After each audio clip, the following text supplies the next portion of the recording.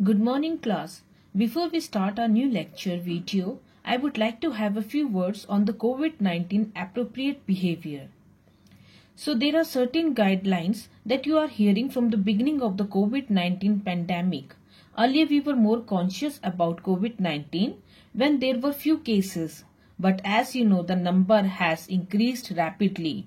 And the precaution is the only safety for your life of your family, and your responsibility towards society also. So please follow this proper guideline, as it should now become your daily life routine, or add it in your daily life routine. Be habitual of wearing mask when you come in contact with any other people. Stay at least 6 feet distance. Wash your hand properly. Don't touch your nose, eye, face, mouth without washing your hand, and eat healthy and nutritious diet. Stay safe and stay healthy. So students, let's continue the video. So we were doing the chapter Changing Cultural Traditions, in which we will start a new topic. Here is the science and philosophy, the Arab contribution. So in the 14th century, as we are discussing the 14th century, the Renaissance period, you can see the Arab translated ancient Greek and Roman text. Okay, Greek and Roman text were translated. They call Plato as Aflatun and Aristotle as Aristu in Arabic. So you can see the European scholars, they read Greek in Arabic translations. On the other side, the Greek translated the work of Arabic and Persian for the European readers and to spread among the European peoples. So these works were on the natural science, the mathematics, the astronomy, the medicine and chemistry. Ptolemy Almagest, a work on astronomy, written on Greek before 140 Common Era, and later it was translated into Arabia. And among the Muslim writers, okay, you can see Ibn Sina, who wrote Kanun fil Tib, Canopy of Medicines, who were regarded as men of wisdom in the Italian world, okay, were the Ibn Sina, Avicenna in Latin. He was an Arab physician and Arab philosopher of Bukhara in Central Asia. And you can see Al-Razi, author of a medical encyclopedia.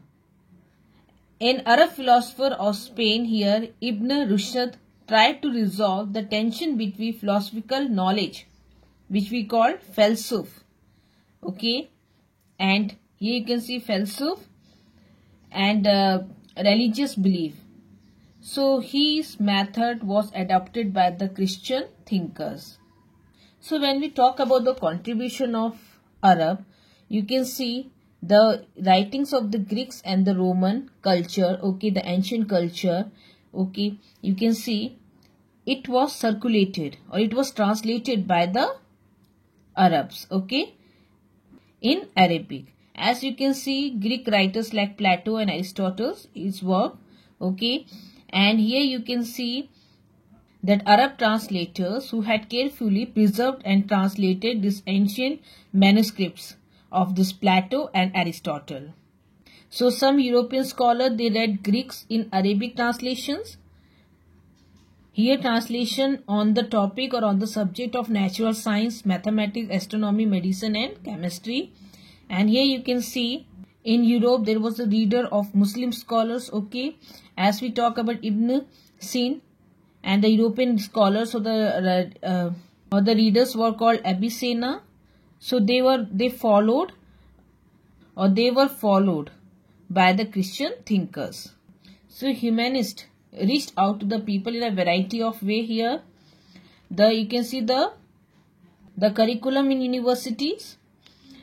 Okay, here you can see humanist as a subject, and it is added as a curriculum in the university, whereas you can see the law, medicine and theology, it continued to be dominated but humanist subjects began to be introduced in schools not just in Italy but in other European countries also. Artist and realisms. So when we talk about realism in art, visual appearance of scenes and objects characterized by subject that is taken from everyday life in a naturalistic manner.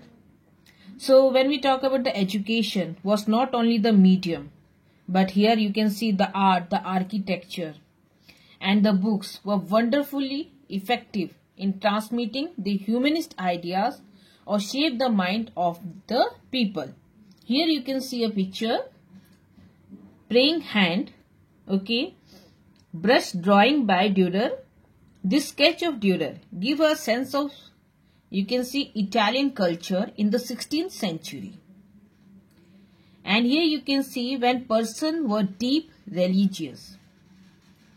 As we talk about praying hand, gestures of a prayer, it show, but also had a sense of confidence in man's ability to achieve near perfection and to resolve mysteries of the world and the universe. So here you can see art is embedded in nature, or it is, if we talk about art, is inserted as an integral part in nature. Who has, you can see, who can extract has it. So moreover, you can demonstrate much of your work by geometry, or you can see you can demonstrate your artwork in square, in circle, in size, shape, position, angle, dimensions of things. So the painting that is associated with real life or with your life, the painting will appear more better. No one can make better figures with his imagination unless he has well stored his mind by much copying from his life or whatever pictures has been taken from the life.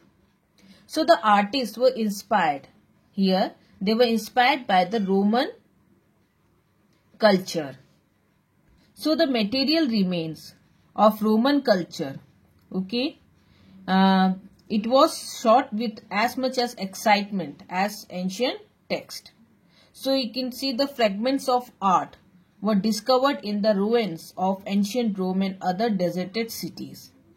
So if we talk about the ancient text, okay, so instead of this ancient text, you can see the fragments or the remains of the art, either it's a sculpture, it's a building, okay, so were more fascinating.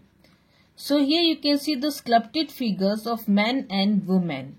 They were so proportionate so many centuries ago that many Italian sculptors wanted to continue their traditions. In 1416, you can see Donatello, okay, Donatello broke new ground with his lifelike statue, especially the human sculptures, okay. So artists' desire for making the accurate sculpture was helped by the work of the scientists. As you can see, to study the bone of the bone structure, artists, they went to laboratories, okay, of this medical schools. So here comes Andreas Vesalius, okay.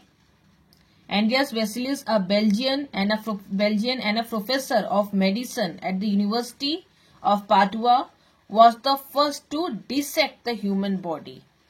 Dissect the human body means to cut up a body part to examine it. So this was the beginning of a modern physiology. So to get more accuracy, okay, so this artist, they start studying about the bone structures. For this, they start dissecting the human body to read the function and the structure of the human body. So here you can see the self-portrait of Leonardo da Vinci, who had an amazing range of interest from a botany and anatomy. So anatomy here, the study of plant, if we talk the botany, the study of plant, and anatomy, the science that dealing with the structure of animal and plant, dissection you can see dissections of all or the parts of animals or plants in order to study its structure. So even his interest from botany and anatomy to mathematics and art. So one of his, if we talk about his dream, was to be able to fly. He spent years observing the birds in flight and designed a flying machine. You can see he signed his name Leonardo da Vinci. It means disciple of experiment. So when we talk about the painter of this time, they did not have older work to use as a model, but they, you can see, like sculptures, painted as realistically as possible. So even they also painted realistically as possible. So like the sculpturists, even the painters, they start making realistic paintings. They found that the knowledge of geometry helped them understand the perspective, and that by nothing the changing quality of light, their pictures acquired a three-dimensional quality. So if we talk about the picture from three directions, the object looks solid rather than flat, seem real and natural. Even the use of oil as a medium of painting also gave a greater richness of color to painting than before. So in the color and design of, you can see, costume in many paintings, there is evidence of the influence of Chinese and Persian art made available to them by the Mongols. So anatomy here, geometry, physics, as well as strong sense of what was beautiful gave a new quality to the Italian art, which we called the realism, and which continued till the 19th century. So now we talk about the architecture. Here in the 15th century, you know, the Rome city revived in an impressive manner.